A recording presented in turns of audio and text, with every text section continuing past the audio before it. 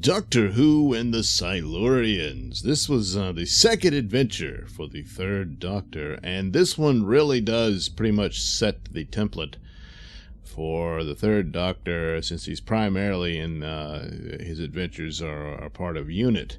And here we get more of that, and I think it pretty much establishes how things will go, especially the relationship between this Doctor and the Brigadier, where they're constantly at odds from time to time, and even turn on one another a little bit.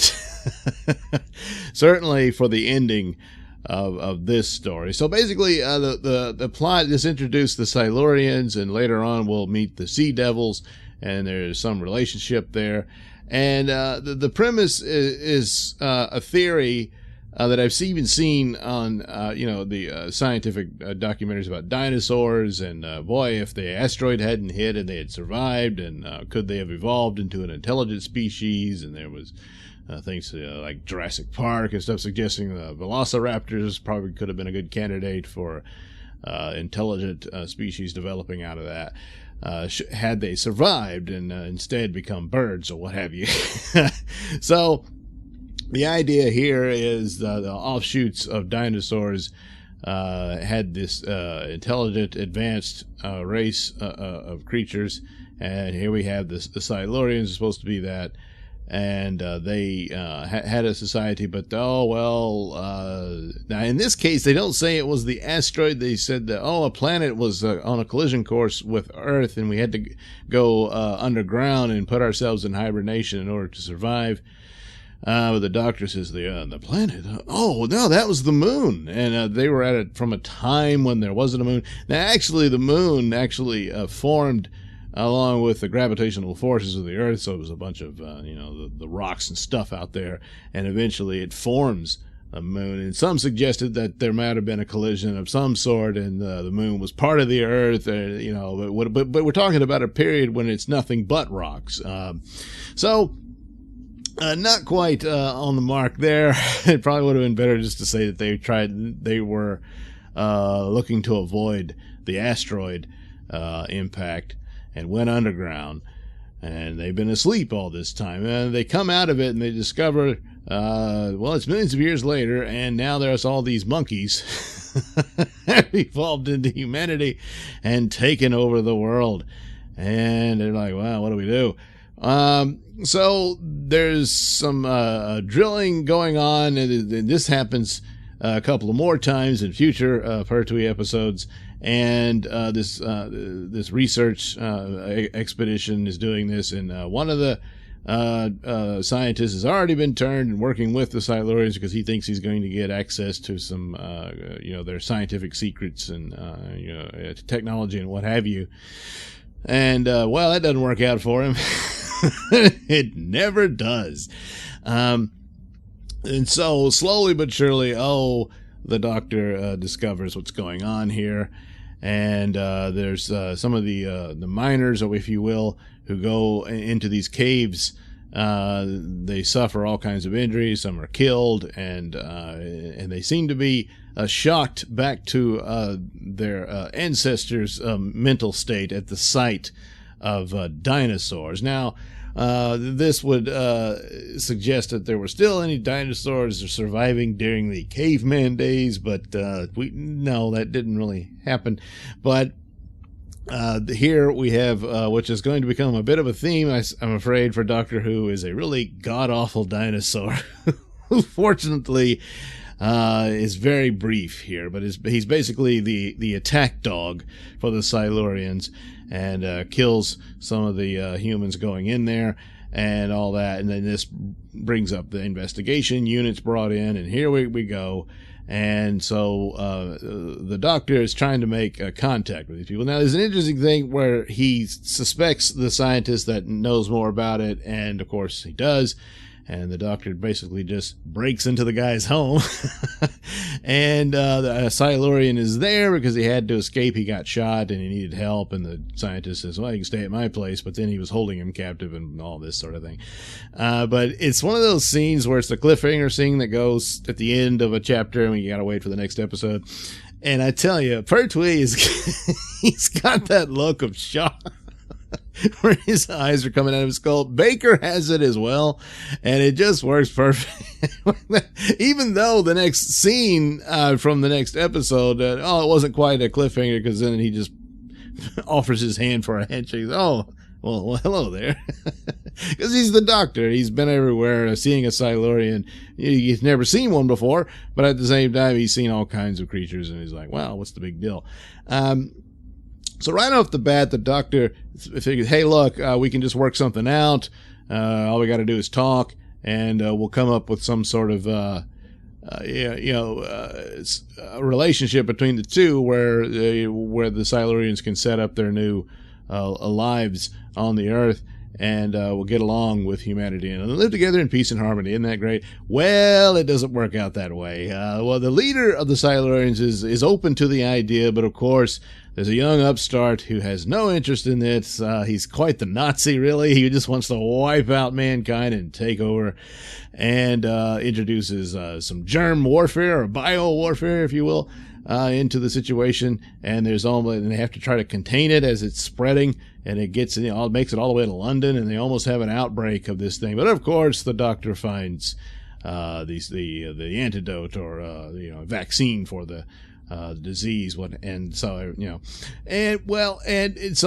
still the doctor wants to pursue it, but the benevolent leader, who's open to the idea of a peace talks or whatever, gets killed, and then the young upstart takes over, because he really just wanted the power, and proceeds to engage in warfare. Now, there was a reactor that they were making use of, and the Silurians needed it.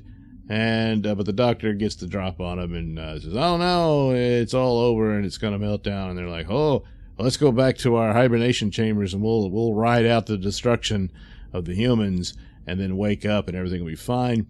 Of course, the doctor's fooling them. It works. They go back. And so then, after all is well and good, the doctor manages to solve the reactor problem. He and the Brigadier head back to the Silurians' chamber, and there the bad leader is still there, and he tries to kill the doctor, and the Brigadier shoots him. And the doctor's okay with it, because it's the only way to survive, but the doctor then says, I'm going to look to revive the Silurians myself, and then we'll talk it out with them and come up with an arrangement, and find a place for them to live and all that. And the Brigadier's like, yeah, you do that. And so he goes off with Liz Shaw. Liz Shaw in this episode forgot her pants. Look, I'm not complaining, but just thought I'd make mini skirts, huh? Those were the days. But so he and Liz are leaving, and well, Brigadier, of course, said, no, look, these Silurians nearly wiped us out. Let's just seal the caves. So that's what he does. He sets off these charges, and it goes off in an explosion, and turns out the bad leader wasn't quite dead yet, but he's dead now as as their little sanctum or headquarters collapses on him. But meanwhile, the rest of them are still within their hibernation chambers, which survived millions of years. So the idea that they're all dead, no, I wouldn't think so. And of course, well, they're not. But the doctor reacts with anger, and this is murder. And it's, well, no, not really. The Silurians committed far more crimes here and murders, and then the doctor's more upset with the humans. This is something that actually does come out in New Who. It's this sort of like ethic where the doctor lectures humanity in its response to these opponents or aliens or monsters or what have you. And here, it's not that bad. The doctor he thought he could make this work, and the Brigadier never gave him a shot. Even though you can understand, well, wouldn't the doctor quit unit after something like that? Well, no, he probably grudgingly understands the Brigadier's position. He doesn't like it, doesn't agree with it, but it's not enough for him to just cut off the Brigadier completely. The Brigadier, like, again, his position is, look, I've got all these dead humans, people under my command, and people I was sent here to protect, and these Silurians just killed them all. And he even admits that, yeah, well, maybe this one guy, Silurian you were talking to, was a good guy, and we could have talked to him, but if he's not in charge, he lost power, they killed him, and they went along with the other guy who wanted to commit genocide. So, the Brigadier a villain? No, he's not. And in fact, he's probably right. It's not a great choice, but he was in a position, and he had to do it. The Doctor feels he could have fixed it or what have you, but did he? No, and he would argue he didn't get the chance, but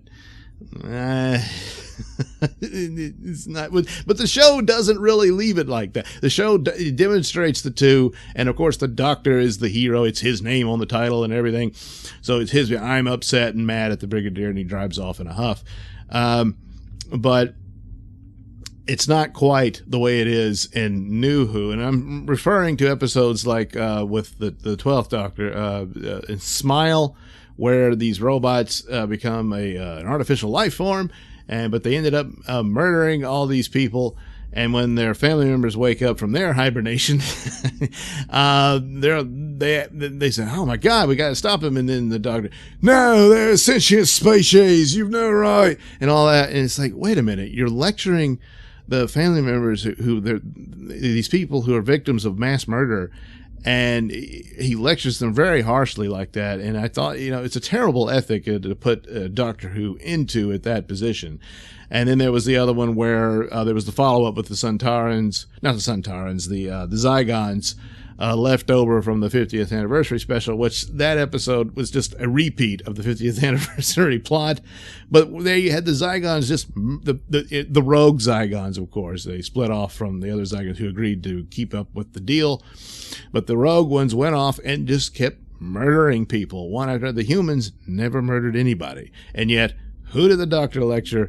The humans. Now, it's a strange ethic where victims of murder and violence are getting lectured for being upset about it. It's not a good one, and there's some resemblance here from the Pertwee Doctor Who to the later themes in the New Who. It's just not nowhere near as bad. And here you pretty much get the premise and the ideas, and it's honest within the narratives of the characters that, yes, this is what the Brigadier would do. The Doctor, from his position, would be upset about it. But it's not a final overall statement of who was right and who was wrong. It's left up to you. So, a strange thing, but yeah, I think when it comes to a lot of the arguments about the new Doctor Who is too political, and then people counter that, well, Doctor Who was always political, and to some extent that's true, and probably no more so with the Pertwee Doctor Who than any of the others. So some of these things happen, but still, Pertwee was better. It just, that era and that crew were just better at it in crafting their concepts and stories. They didn't have the special effects and the budgets that they do now, but so what? The concepts and stories shine forth. So here we are. The Silurians were introduced to that, and we'll see similar themes of subterranean creatures and future Third Doctor adventures. So do check it out if you can. So thank you for watching and listening. Say, why not like and subscribe? And check out that link description below. That'll take you to my mini stores that have plenty of goodies for you.